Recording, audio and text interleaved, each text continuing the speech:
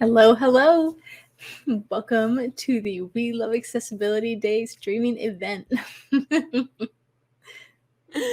Hi, I think I was in StreamYard twice. That's kind of trippy. Hi, hopefully you only see one of me. What a fun time for you. Yeah. Hey everyone, this is our Accessibility Valentine event. We are so excited. Kathryn, correct me. Is it We Heart A11y or are we saying we love accessibility? What are we saying today? I have always said it accessibility. I've always felt that the numbers are just a way to type it faster, right? Like when you type out Kubernetes with the like 8 in it, you don't say like K8s, right? Like that would be weird. I like that you use Kubernetes to make a point. That's just That is, in fact, the only way I know how to use Kubernetes. I don't know anything about it. Well, we are super, super excited to share with you some accessibility content today. We have 4 amazing speakers, and we're actually going to kick things off with a panel, a roundtable with the hosts and the speakers, and we're just going to be going through some accessibility points. I'm getting to know our speakers a little bit, and then throughout the morning or afternoon, evening, whatever time it is for you, let us know in the chat. We will be going through each of their individual sessions. So yeah, I'm really excited for this event. Thank you all for showing up. Yeah. Good morning. Hi. Good morning. Hello. Guacamole, Hearts. Ivana. Back at you. Hi. Also, we are testing, rough testing, beta testing Gooseman's closed caption for this stream. And I think our streamers on Code It Live will probably use this from here on out. But if you could just give us some feedback on that throughout the day, we are going to be attempting to talk a little bit slower for it. Kathryn, do they need to enable it on their ends or just I believe it should show up automatically. If it doesn't, there should be a little panel on the right-hand side. If you hover over the video, you get a little icon with the closed caption symbol. You can click on that to adjust the settings of your closed captions, size, background color, that kind of stuff, or to turn them off if closed captions are not your particular jam. I think I became addicted to them many years ago.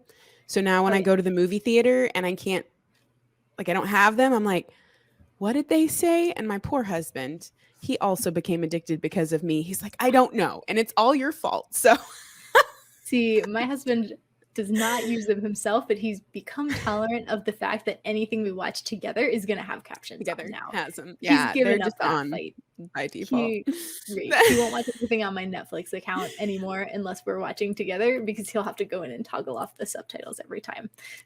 I do think it's bad though. Like it kind of gets you a little like addicted to having both inputs. Like you rely on both. Like whereas I'm like, is my hearing going downhill? Like what's happening here? So. I grew up as an embarrassing anime kid, so I've been doing the subtitles. Subs forever. versus dubs. That has been it because I like the original voice acting. Yeah. It matches their mouth movements. It makes it more authentic. It makes you feel in the moment.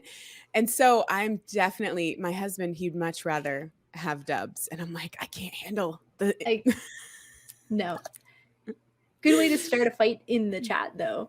Subs versus dubs, a tale as old as time.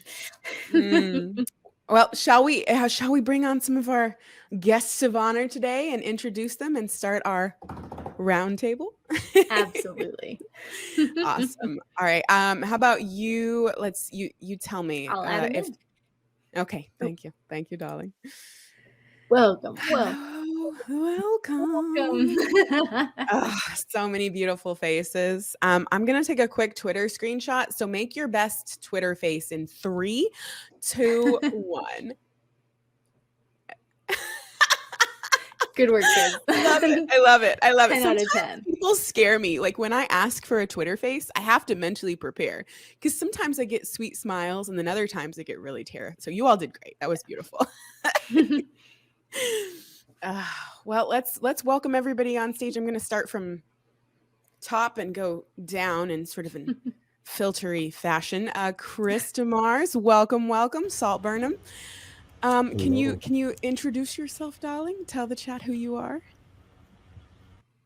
Yep. So my name is Chris DeMars. I am a developer advocate, front-end developer at Rocket Mortgage here in Detroit, Michigan, and accessibility is my jam. Thank you for having me. So happy to have you. And for those of you who don't know, Chris is super passionate about accessibility, and I think he's given over 100 talks on it. So like different talks. So like Maybe. just Yeah, Google could him be. and the word accessibility, and you'll just have a ton of content to go through. So next up is Martine. Hi, hi. I don't know. That was weird. Love it so much. Welcome to the stream. Can you introduce yourself? Yeah, hi, I'm Martine, and I'm the CTO for Andromeda, and I do a lot of accessibility work, UI work, UX, design and development. That's what I do. Very cool. Very cool. All right. Kathryn, do you want to introduce the next two? I'm going to get my tweet going. I'm going to get it. Oh, I'm going to get it it would be typed. my absolute pleasure. Ashlee, you want to give us your intro?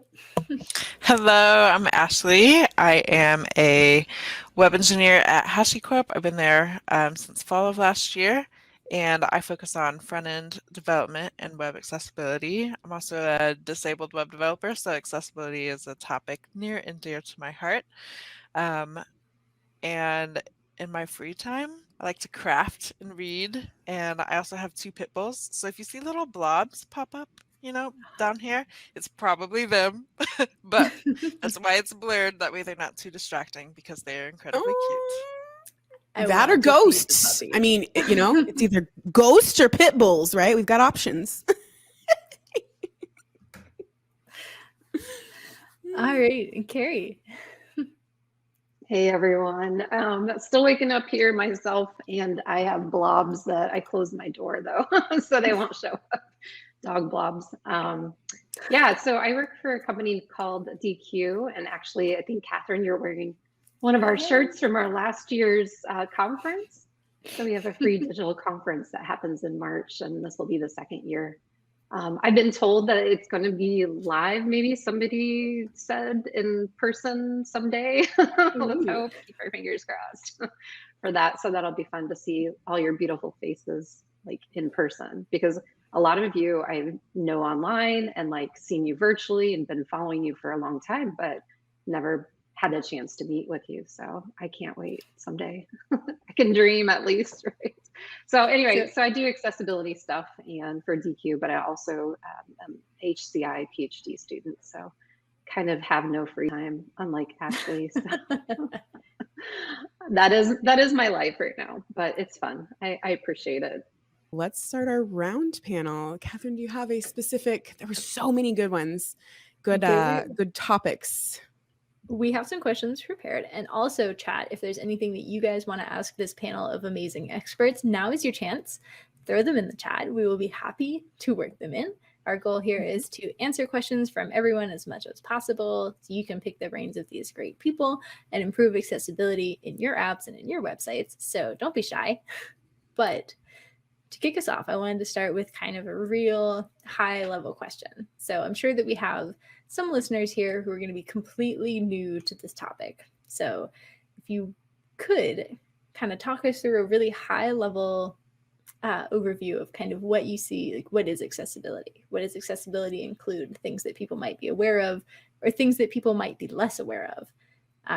And what does that look like for applications versus websites?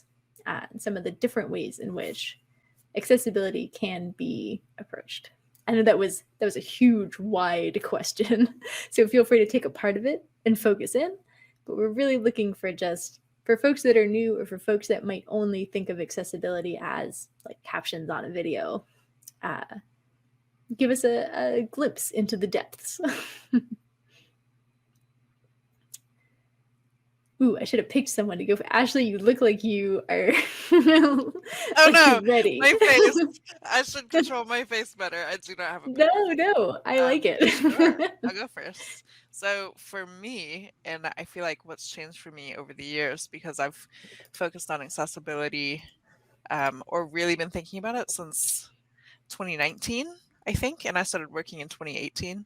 So no, I did not know accessibility things when I first jumped in. It takes time to learn, just to throw that out there. It Um, does. a perspective that I try to take to prevent myself from getting in the mode of just checking off boxes is that accessibility for me is about empowering users and giving them options for things so that they can be independent and do the things that they need to do. And that's really what it comes down to for me. If you have barriers so that people can't do something, then they don't have access. And we have so many abilities and approaches and strategies, like countless ways to do things, to where we can provide access for people and just enable them to do what they need to do. And that's really what it boils down to for me. I think that's a really good summary. That idea of removing barriers and enabling people to work independently and achieve independently is such a good summary. And I'm like tongue-tied, but like that's a way better job than I could have done. That was so good. Thank you. Does anybody else want to chime in? I see your question, Guac. We will totally field it in a moment. But yeah, does anybody else want to chime in with a thought on that one? Well, I don't want to follow Ashlee's great explanation, but I will say there, like I'll add on to that, is that I think a lot of people get confused sometimes about the difference between, accessibility and usability, right? And so like the definition primarily in the sense of accessibility and conformance, it's all about meeting, particular guidelines for your area, for, international, we have know and love the WCAG requirements, right? But then there's this other side of it. It's like you can be accessible and not be necessarily have the best user experience. So it's like this continuation. And so to me, it's like accessibility is, essentially conforming to these certain rules set, but really we shouldn't be stopping there. We should be pushing it past that and really be thinking about that end user, I think, a little bit more. And giving people options, I think is one of the biggest things that we can do for accessibility, because I don't know what Ashlee wants. I don't know what Chris wants. I don't know what Martine wants out of a site, out of an app, right? So, but if I can build it accessibly first and then give them additional options to kind of like choose their own adventure, I think that kind of like, that's like leveling up, right? So there's like the baseline, but then there's the plus, plus, plus. So there's always something you can do. Just throwing that out there. No, I loved it. It brought to mind this thought of, for me, like, and maybe, chat or guests, you can help answer this. Is there a difference and should there be a difference between accessibility and usability? Like, if your site is not accessible, is it usable? Like, can you count it as, I don't know. I'm really, now I'm like confused. You've gotten me all confused, Carie. I'd say no. I'd say that the minimum is that, those baseline accessibility factors and thinking about all your users from different walks of life. And I mean, beyond that, it's just like all of us, right? Because you have this idea that, we just talked about captions when you first started, this conversation, and you're not necessarily somebody who identifies as having disability, but you really appreciate having these options, right? And so it's, to me, I do think of it as different. Like, I don't think you could have full usability without accessibility. It definitely is under that umbrella for me, at least. I'd echo that. Like, the assistive technology I use, right, is my glasses. But, I could be using something that is totally inaccessible, but I can still use it. You know what I mean? So like, where is that line between being accessible and also being able to use something, right? So there's definitely a difference, but like Carie was saying, it all falls under the whole UX umbrella. I thought that was really interesting. Yeah, Kathryn, you're highlighting what Thindle said. Yeah, I was gonna say, I think there's a really interesting piece in chat where someone said usability is more of a design issue. And I admit to being biased here because I spent a huge chunk of my life in design, but I'd argue that accessibility is a design issue as well. And there's a lot that can be done, even purely if we're talking about the sharp difference between technical and design, which I would argue is not as sharp as we think. That's a conversation for a different roundtable. But even if we're looking exclusively at design and no code at all, there's still huge things that you can do in the design stage to optimize your accessibility and make your applications and your websites far more accessible. That begins in the design phase and continues all the way through the build phase. So I One have of the- something I'd like to add to whether we should group them or consider them the same thing, accessibility and UX. And I think they definitely go hand in hand for sure. And I think the slippery slope of calling them the same thing is that accessibility has a very focused lens on disabled experiences.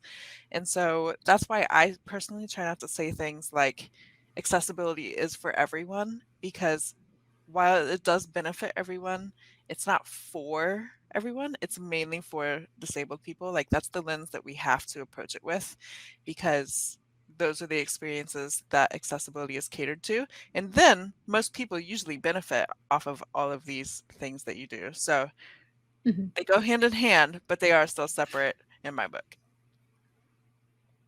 I think that's a good point as well. Kind of the approach and the lens at which we are looking through the problems. And it does make a difference, especially from a perspective of empathy and specific kinds of problem solving. This is an interesting one. I was about to try and pronounce that username, and I got halfway through and just bailed.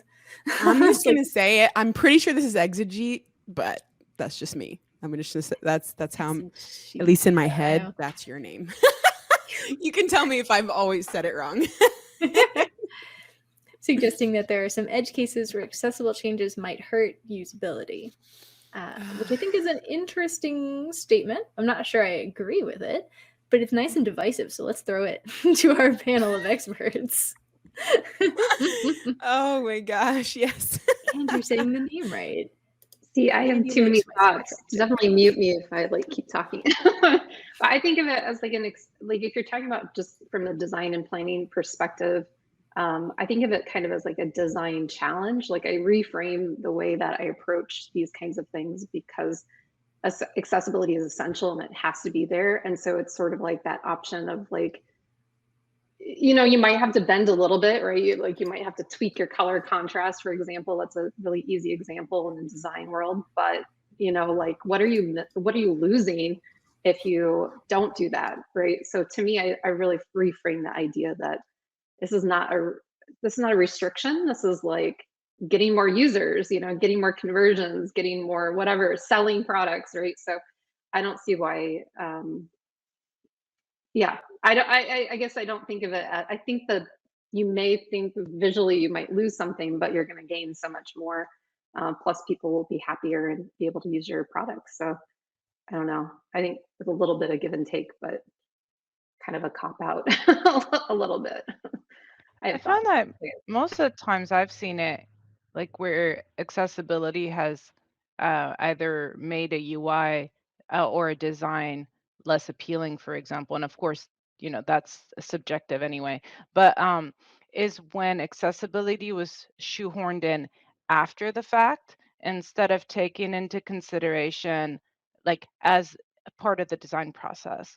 And so when I find that those issues where you hear, and I hear this all the time, well, accessibility will make my UI, you know, ugly, or accessibility is going to hurt my design. And those are always situations where the design was created before accessibility was taken into the picture. And so I find that if accessibility is being taken care of and talked about and considered from the very inception of the project throughout the entire process, I've not run into it. Now, I'm sure there's corner cases, of course, but you're going to limit that issue significantly if we were taking care of it from the very beginning, instead of getting through the project, through the design, getting the UI together and going, oh, we forgot you accessibility, let's go shoehorn it in now. Or, you know, we're going through our checkbox of things we need to check before going to production, and there's the accessibility checkbox, and we haven't thought about it up until that point. And that's where I find that those kind of issues tend to pop up much more often than in the very inception when we're designing it from the get-go that way. No, I think that's a really good point. I think a lot of people do run into that where they get all the way to the end and someone goes, hey, what about accessibility? And maybe it gets shoehorned in and maybe it doesn't. And no matter what, it's not the right solution. But it does.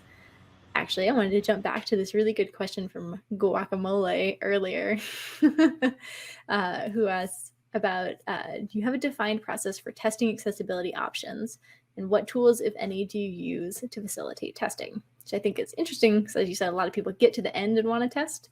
But I'm curious kind of your thoughts on accessibility testing, what you use, and where does that start? Does it start earlier in the process, or is it something that happens at the end?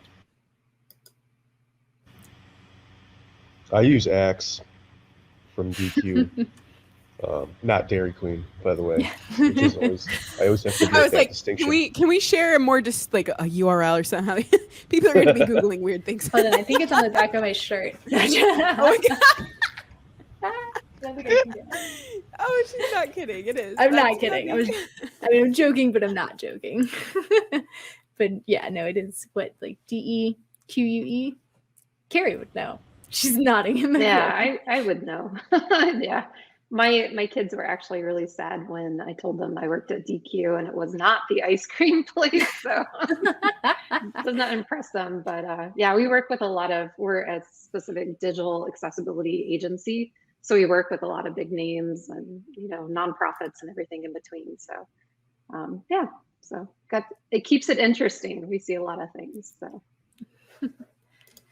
A slightly different one that works pretty well, I found, as well, is Wave. I use the Google plugin a lot simply because the errors you're gonna get shown are very similar to what you're gonna get in the Axe tool, but it's presented very differently. And so depending on how you like to consume that information, it just depends on the preference. I find that one works really well, especially as I'm developing. Am I doing it? Did I miss something? Obviously, it's just a subset, and you still have to do all of your manual keyboard testing and all of that fun stuff. But for are my fields properly labeled, or are my images properly alt tagged? I found that works pretty well. Automated testing is something that I'm also trying to learn a lot about. Lately, it's fairly, I don't want to say easy. I don't like that word. It takes time to get in the habit of doing keyboard testing and testing with a screen reader. Those all have learning curves, even the much easier, in my opinion, Chrome extension, which is what I started with. It was a nice little intro into screen readers, and it's a little easier to turn on and off, in my opinion. Chromebox, it's changed so many times, the name of it, since I started using it. But another tool that I've started looking into lately, I think you pronounce it Pally, and it's PA11y. And they have different versions of the tool. Like the one that I've been using is a CI tool, and you can run it as a PR check. And I do that on my personal website. I have found some limitations about if you have a ton of errors, that kind of it stops early, doesn't record all the information. I think that's a CI limitation possibly. So you might need to run it locally on specific URLs, but I've been finding it really useful in Next.js apps, and it can run on a sitemap. So that's something that I've been exploring with, just to add to the tools already mentioned that I also use and am learning to use. Yeah, I don't think there's such a thing as too many options, because there's always going to be something that will suit a project or a person a little better than the other. So the more options, the merrier. We did have a good question in the chat regarding some of these tools. Do they work on-prem or only in the cloud? I know that answer will be different for every tool that everyone suggested. So I'll just kind of open that up and let you guys jump back in.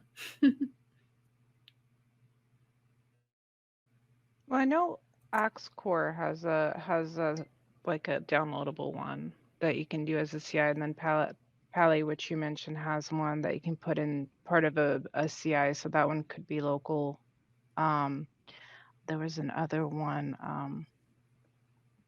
There's a number of them that can be. It just really, it's like you said, it's really dependent upon the tool itself. Which one is going to allow you to put it as part of a build or as part of a process versus the browser extension ones. I'm just tagging off of what Martine was just saying. So that is correct. So like, depending on your environment, there's always a tool that you can use. Like honestly, Googling it, or even if like a framework that you're working in, they have a lot of times there's specific things. You can get like code linters, right? So like, no matter where you're at, or even if you're doing something local and you pop it up and you can use a different tool in the browser, for instance. So, so I do spot checks and things like that when I'm working on something before I push it up. But I also wanted to like take one tiny step back and be like that, you know, Debbie Downer, and like say automated tools can only get you so far. And so we have to really kind of keep this in mind. And I know people kind of already touched on this idea that you're doing manual tests as well. So like the keyboard testing and other manual tests, like sometimes the automated tools can only tell you so much. Like a really good example would be like image alt, you know, alternative content for images, for instance. Like it can tell you if it's missing, it can tell you if it's there, but it can't tell you if it's accurate or if you chose the right, you know, the right way to do it. Like if it's an informative image, but you said, oh, that's just decorative, and then didn't add an alt, the automated tool will tell you that, you know, that you coded that right. But if you talk to a user, if you're going through that manual process, then you'd be like, oh, wow, there's like a huge piece of information that's missing. So even with the automated tools, there's like a little bit of a thought process that like kind of has to go on. And of course, extending that is, you know, screen reader testing, AT testing. There are billions of other ATs beyond screen readers. So if you take one thing away from this conversation, just know that, you know, there's infinite possibilities. Plus, ideally, we'd be testing this with real users with disabilities to really kind of get to the heart of everything. So it really comes back to that user. So that's a little bit of a downer, but like letting you know that you really can't just do right now, you can't just plug and play with automatic testers and be like, yeah, my site's accessible. What do you mean? You know, I failed all these things. You're like, did you do manual tests? Did you do AT testing? Did you talk to users, right? So it's kind of a process beyond the automated testing, but it'll get you part of the way. I think that's a really good point too. Just that there's going to be, there's lots to do. And I mean, in the same way that we wouldn't inherently trust machine generated code, you know, we wouldn't just throw that in an application and be like, yep, check done, time to go take a 6-hour break. Like, we wouldn't do that for anything else. We wouldn't do it for accessibility either. There was a good question in the chat from Thindal. Is there an attribute for ignore this? It's just fluff. Yeah, essentially. I mean, it depends. That's the thing. Like, okay, so this is the joke that I always tell. It's a really bad joke, but it's this idea that if you ask, you know, okay, we have 4 accessibility professionals here, we're going to get like 20 different opinions because the context is really like key here. So if you had additional context, you know, you go one way. If you're talking about like the image alt, right? You have a null alt, just like an empty alt. That's essentially saying to a screen reader or ATs or like, hey, skip this. But then you have these other contexts where you might need like an ARIA role equals presentation or an ARIA hidden equals true, right? So again, depending on if you're talking about specifically just code, right? There's different ways that you could do it. So the context is key. And I will stop talking. I'll let other people answer, but there's so many options. That's the problem. And I think that's one of the problems we have in accessibility. Sometimes it's hard to know which way to go. You mentioned something I wanted to highlight earlier, which is that, you know, don't forget to talk to your users. And I think one of the things that we forget to mention when we talk about accessibility is the importance of accessibility statements, because one of the key things that an accessibility statement has in it is a contact info on who to talk to if a user is having a problem with accessibility. Because if there's no clear path for, I have a problem with the site, who do I contact to get it resolved? what's the process, the likelihood of getting that feedback in the first place goes way, way, way, way down. So you can think you're fine because users aren't using your site because it's not accessible. So you're never getting feedback that it's not accessible. So you think you're fine. It's that whole loop. The same way it's like, oh, we don't need to cater to mobile. We don't have any mobile users on our site. Well, you don't have any mobile users on your site because your site is literally unusable on mobile. So, it's that loop, right? But we get that same problem with accessibility as well. And so we need to, and so the accessibility statement and the W3 has a generator that literally asks you a couple questions and helps you form one with all the pieces that you might need. And then it's just copy paste and, have a page for it the same way you would have your, terms of services, privacy policy. I usually stick it with those links. But it gives somebody a clear, we care, and here's how to contact us if it's not working for you. And you will sometimes, I have seen it, you'll sometimes get it, hey, it worked really well, thank you for even thinking about it or doing it. So you don't always get negatives through those links, which is kind of nice. But I think that gets forgotten, and that whole user feedback loop gets forgotten a lot. We get so entrenched in, well, here are the tools and here are the testing methods and here that we forget the user aspect a lot. Anyway. That actually brings up an interesting topic that I'm a little curious about. We all know the importance of user testing, of making sure that you're not just moving forward based on assumptions and, like you said, creating that kind of closed feedback loop.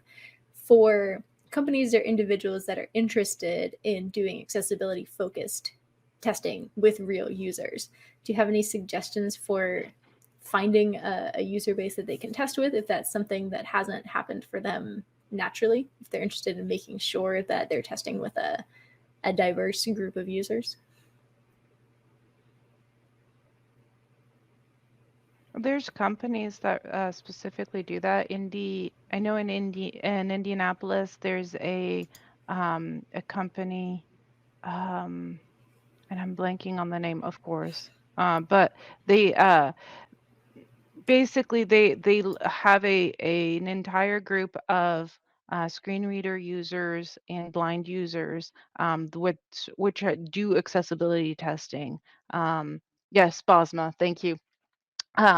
That's the but so there are companies that specialize in providing testers that regularly use assistive technologies. So that's one way to go about finding users. That the other advantage of going for that route is you're talking to testers, so they will, you're going to get not just a, well, this thing on this page kind of doesn't work, and then you don't have the URL, and then you don't have the specific problem. Like, you're dealing with actual testers that's what they do. And so you're really gonna get here's your bug report, right? So that's got a big nice advantage to it. But that's been kind of my go-to for looking for, if I'm looking for testers that use specific assistive technologies, I will go down that road usually. Nobility is another company that's what they do. They have people with different types of disabilities and impairments that could also go through and test your application and see where it's at as far as that goes. Yeah, and tagging onto that, Fable's another really big one, and it's getting a lot more traction these days. But I was gonna I was gonna say also, just social media. I found a lot of users. Like, my last usability test I did, I just kind of popped it up on Twitter, and I was like, hey, anyone with this, I'm looking for this, and we're gonna test this. And we're gonna pay you this, right? So it's important that you're paying your testers. There are volunteer organizations like the National Federation of the Blind, and people that have little, the Lighthouse has different local chapters, I'm trying to say, and so they can get a lot of testers from those as well. But just making sure that you're paying people, because this is not just charity, it's some people, this is their job, right? And so we want to make sure that we're compensating them for that expertise. Chris, if you want to, I see that we've got the Fable one and the Bosma one. If you want to Slack us or private chat us the Nobility one. If you have a URL for that, we'll also share that out. I think I just found it. It took me a minute. Okay, cool. Yay! Because it's a And I loved what fun. Fuel said. Hi, Fuel. Welcome to the chat. Sometimes I wonder if old text-based UIs were better for accessibility than modern UIs. They are text-based, no images, keyboard-driven. Any thoughts on this? It's all fun and games until you're dyslexic.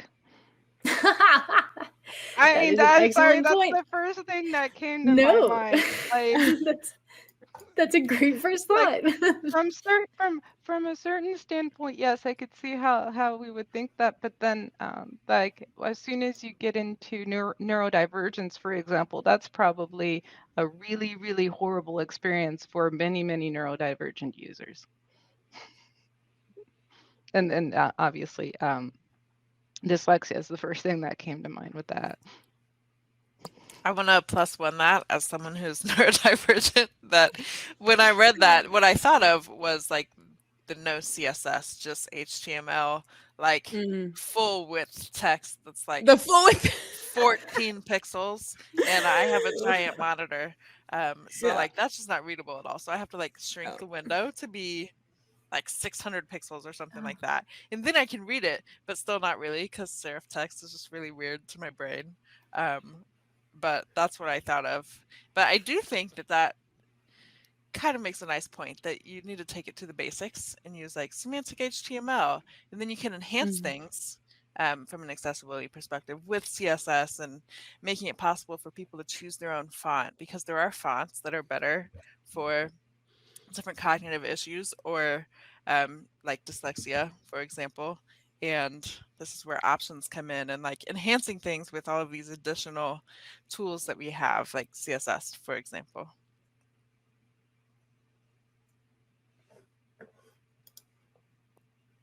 It is interesting. I think that every conversation we've had thus far has come back to that idea of giving your user options and of presenting multiple approaches to solving the same problem, which I think is really just underscoring that idea of everybody's needs will be different.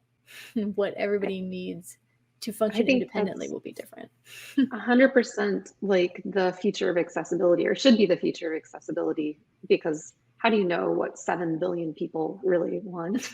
Or like even during the day, like right now I need more, my cognitive processing power is slower because I'm still waking up and still drinking my caffeine. So it's like, what am I going to do now versus like, later in the day, or if I'm highly stressed, or, like all these different contextual individual things beyond just what we're talking about. So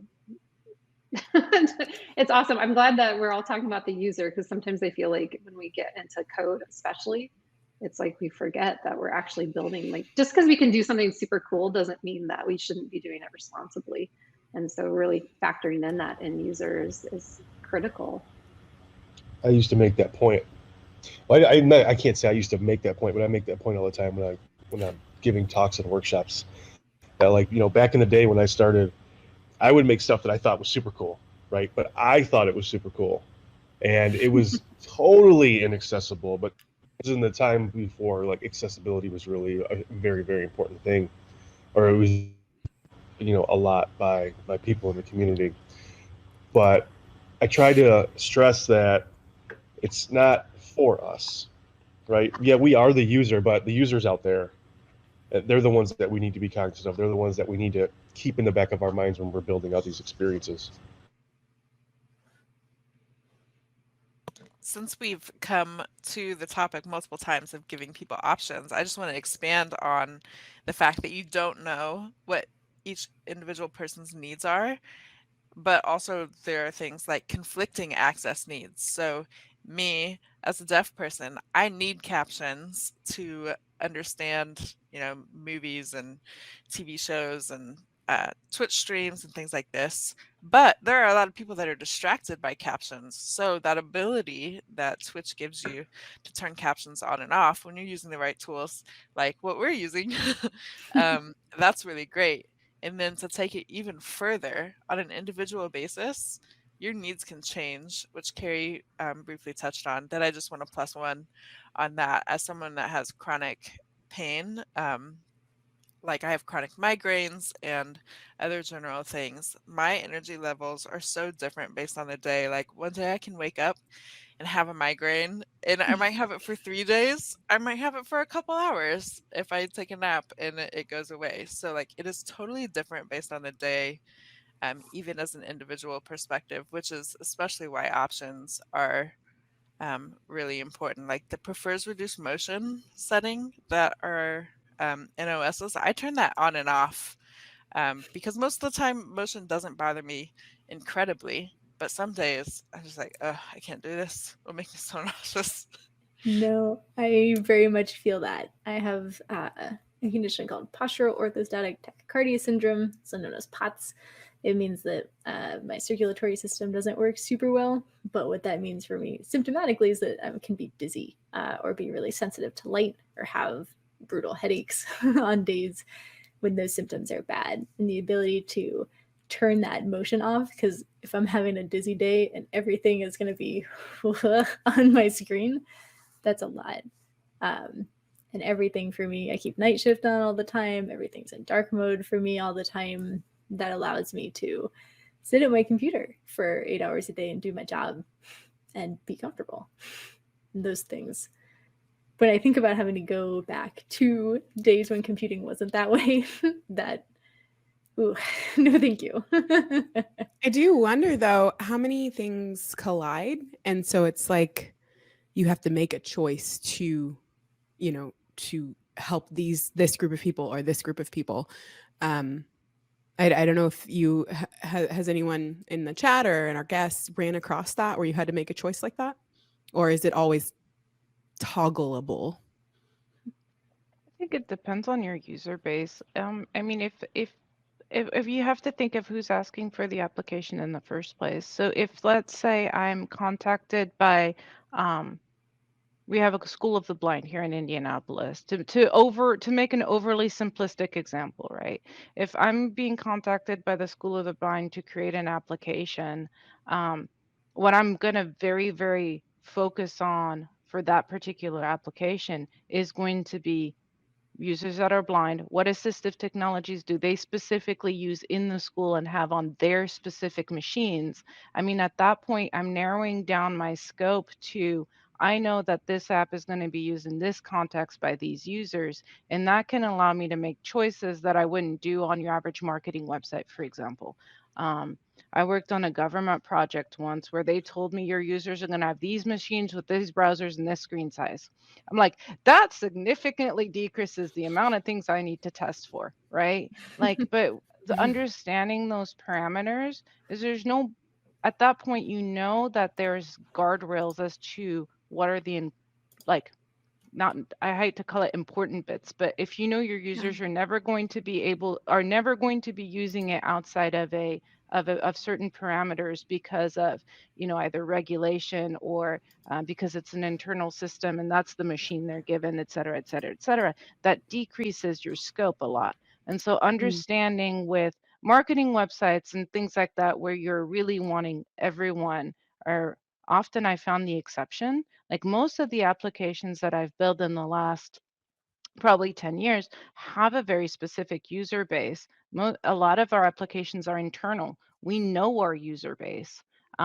We know which computers, depending on your company, right? But you know which computers your boss or the people where you work are being issued. You can ask IT for that. You can get, so there's a number of ways where just by understanding and doing a little bit of research on who's using the app, you can start building, okay, these are some parameters I can use to kind of diminish the infinite amount of choice.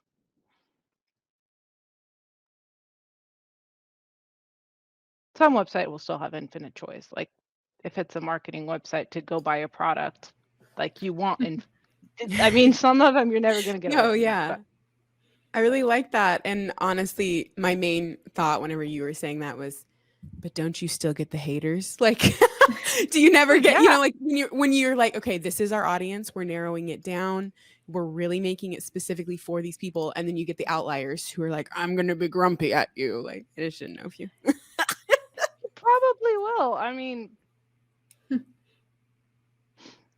But like there's a point at which is that voice like there's a this is probably a very popular opinion, but there's a point at which this isn't for you, go away. Like does that make sense? Yeah, Like, honestly. Totally. Yep. I think especially when we're talking about groups that tend to be ignored or tend to be in the minority, there's something that I think is important about carving out things that are made intentionally for them with thought and consideration, and that it's okay to say, this is something we have created for you, and if it's not for everyone, that's okay too. I think that loops in a lot to what Ashlee was talking about earlier, about the difference between accessibility and usability, and kind of saying accessibility is for the people who need it. My 2 cents.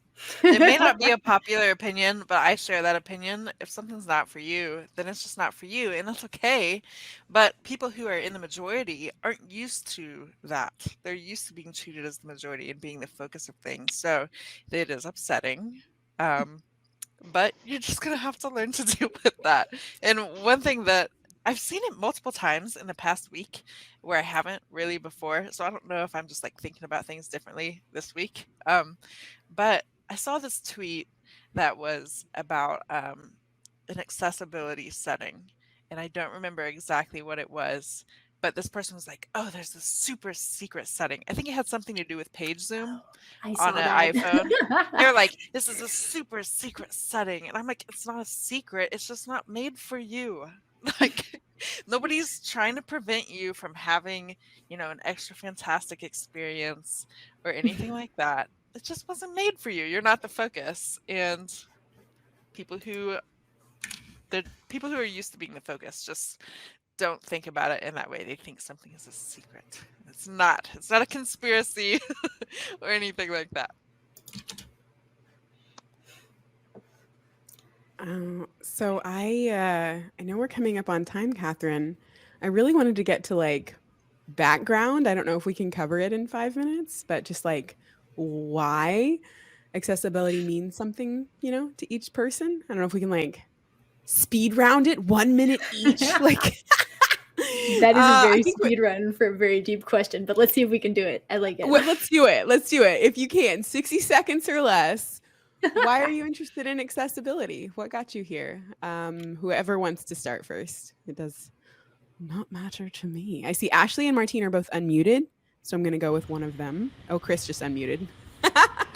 I'm choosing Martine to start us off.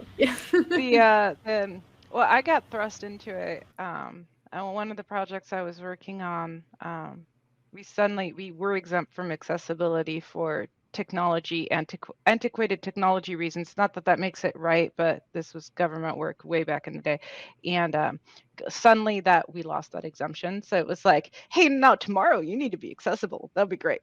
So I got thrust into it that way and kind of had to do the whole drink from the fire hose thing, and thankfully had some beautiful mentors and beautiful people helping me get through that little debacle.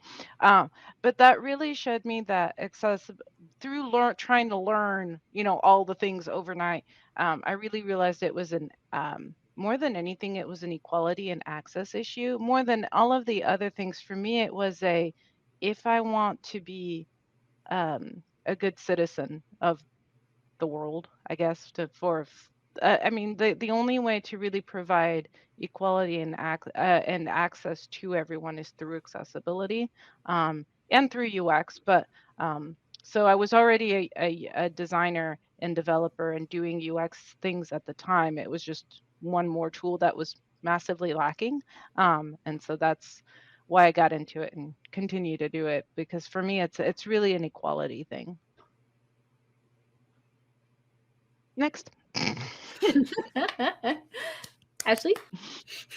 Okay, so I was introduced to web accessibility specifically because I've been disabled my whole life. I haven't always identified that way, but as I've grown up and met more people, and especially met people through Twitter, in the non-online world, the offline world, I've dealt with it my whole life. But web accessibility specifically, it was at my first job, and it was in the medical industry.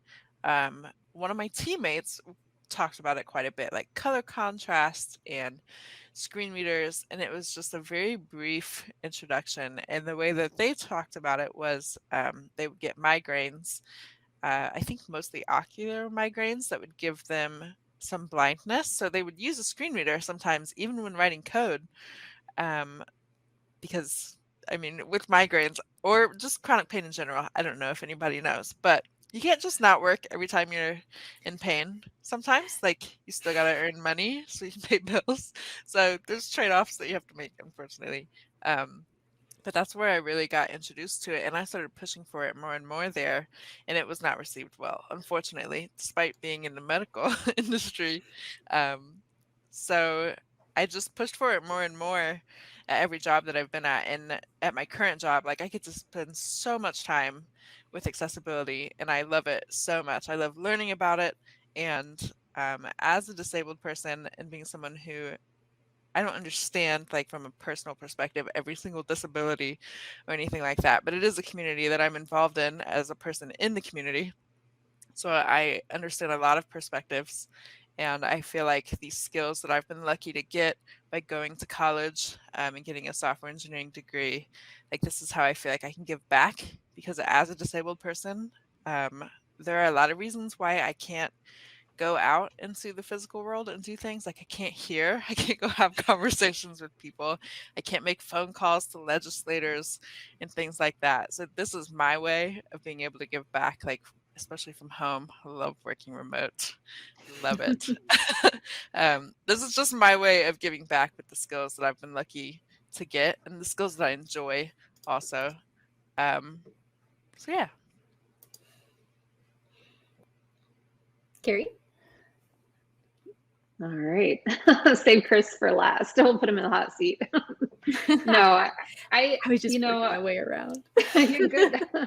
No, I mean, and you know what? I think that there's different motivating factors for different people and how they get to accessibility. And for me, it's definitely been a personal journey for a lot of reasons, in a lot of ways. But I think the realization similar probably to like what Ashlee and Martine were both talking about in the situation where I'm in a job, front end development, you know, lack of budget, lack of time, you know, like things due yesterday. And, you know, people, I was noticing that, you know, people weren't thinking about this, or it was always like that mythical phase two. Oh, digital accessibility. Oh, it's accessibility. We'll add it on the end. QA will deal with that, or we'll just do it in phase two. And so yeah, the mythical phase two was born, and we never ever came back to it. We never added it. And as we talked earlier, we don't want to add it necessarily at the end. We want to be building this throughout the process. So for me, it was that, you know, personal motivator, like, hey, this is not right. This is not helping anyone. This is something that needs to be fixed. And how can we do it internally? And that's when I started getting into like accessible patterns and accessible style guides, and built it originally just for, yeah, as Robert Table said, it's on the backlog. Yeah, we never came back to it ever. But so I started building tools internally and shared them, because I said, okay, well, we don't have to reinvent the wheel every time. Let's start sharing. And that's how I got involved, similar to Ashlee, where it's like, okay, now I've got my people and other people that understand this, and could grow from there. Because again, we don't build these things in silos. We built these as communities. And the accessibility community is super understanding and thoughtful and helpful, right? So it's definitely a community thing. So I'm happy to be part of that small part of that big community. Let's see. For me, years ago, I think it kind of all boils down to Marcie Sutton. She kind of pushed me in that direction, lightly and gently pushed me in that direction, because she was really the only one I was seeing that was giving talks on accessibility and showing why it's important. And I sat back and thought about it, being a developer for as long as I was. So that's if you hear that noise in the background, it's a bird clock that goes off every hour. So. Oh man, I thought you were so like in the tropics. I was like, where are you? No, it's a bird clock that goes off every hour with a different bird chirping. So I was just yeah. thinking, wow, we're almost right on time. Yeah, that's the reminder right there. But yeah, she was the one that kind of, moved me in that direction. And then it honestly came down to a personal stuff, because my mom, she's got different types of impairments and disabilities. And if I can build an accessible user experience for her at the end of the day, I've done my job as a developer and a worker on the web. So that's my motivation.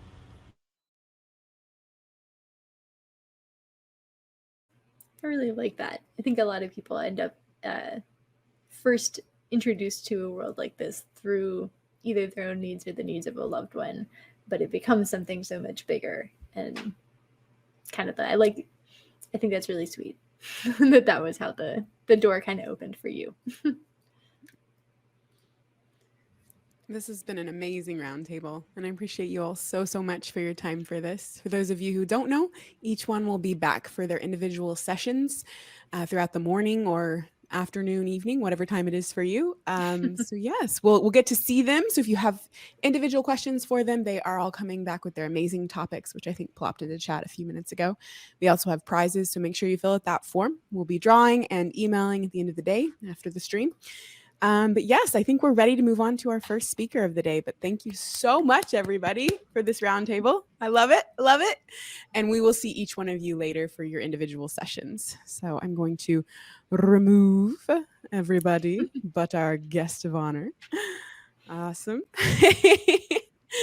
Oh, that was very cool. So Martine, I will let you take it away. And if you want a screen share, I can add that on, or if you just want faces full screen,